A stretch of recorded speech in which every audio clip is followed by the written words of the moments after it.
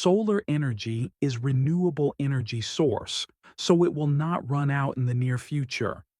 The amount of solar energy reaching the Earth's surface in an hour would be enough to meet humanity's energy demand for an entire year. The use of solar energy is also possible in households. Solar thermal collectors from a pipe system with a large surface in which there is a pump that circulates water mixed with antifreeze. Antifreeze is needed because the solar thermal collectors are situated outdoors, so their temperature may fall below 0 degrees Celsius in winter. No antifreeze is needed in the indoor water circuit, so it is important to have a separate, closed water circuit to be heated by the sun. Solar thermal collectors are usually black so that they do not reflect heat but absorb it more efficiently. They are placed behind a transparent glass surface, allowing light to pass but preventing the hot water to cool quickly. A non-transparent insulating material is placed under them. Water heated by the sun heats up a hot water storage tank through a heat exchanger.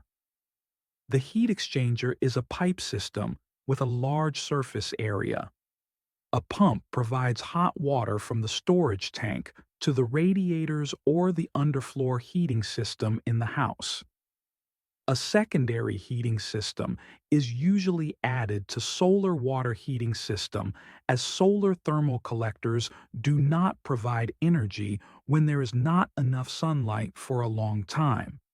This auxiliary heating system can be electrical, built directly into the hot water storage tank, or a gas boiler connected in series with the solar heating system.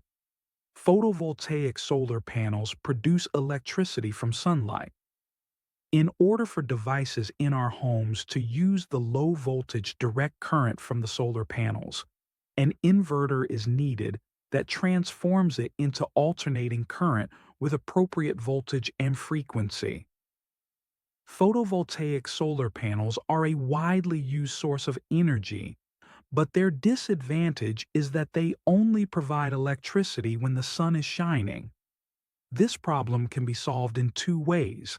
In standalone systems, the generated but unused electrical energy is stored in batteries which then provide electricity when the sun is not shining. The other solution is using a grid-tied system that feeds the generated electricity back into the electrical grid. And we only need to pay for the difference between the energy produced and the energy used. The standalone system is more expensive. It is worth using it in places where there is no electrical grid. With the reduction of battery prices, hybrid system, which combine the benefits of both systems, will become more widespread. Thanks for joining me on this journey into the world of solar energy. If you've had any experiences with solar energy, leave them in the comments below. And if you're interested in learning more about sustainable living, be sure to check out my other videos.